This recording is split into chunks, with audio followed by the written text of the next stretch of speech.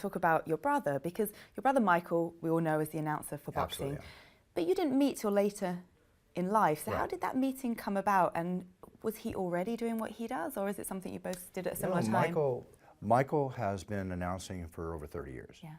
I met Michael when I was basically 29 years old. He's my long-lost half-brother. So you have the same dad? We have the same father. And when I was watching TV and when Tyson got really big in the late 80s, when boxing was on a huge resurgence, it was the water cooler conversation on a Monday, much like the UFC is today.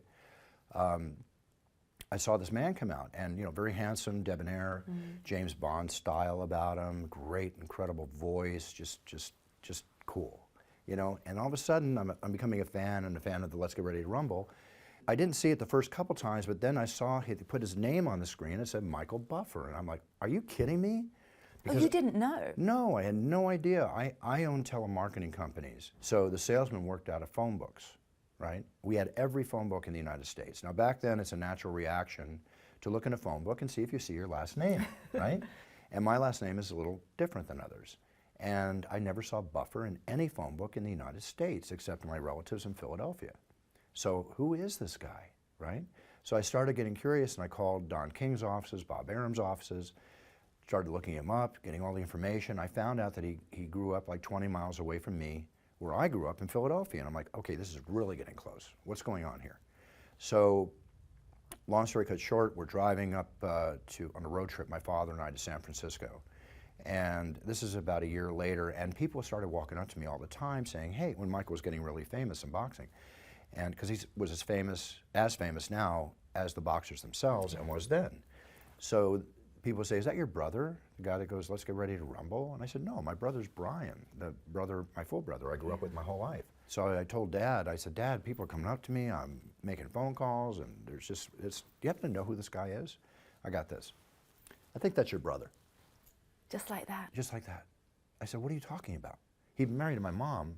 Before my dad passed away, they were married for 57 years, right? So I only knew my mom and dad as that. My dad never told me that during the World War II period when he was serving in the service, he had gotten married at a young age, like 20 or something, and a son was born when he came back after 9 months, and a divorce ensued, and the last time he saw the child was when he was 2.5.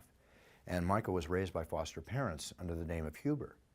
But when he went in the Army during the Vietnam War, they saw on his birth certificate his name was Buffer, because he was never formally adopted as Huber. So that one little instance, they said, you're not Michael Huber, you're Michael Buffer, right? And he took that. And he kept that ever since.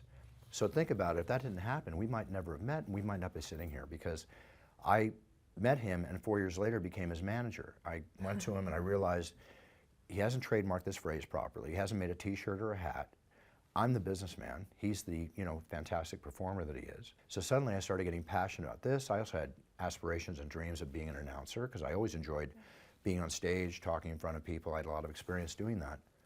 And I said, listen, Michael, I want to make you richer and more famous than you ever dreamed, hopefully myself in the process, but I want to become your manager and your partner.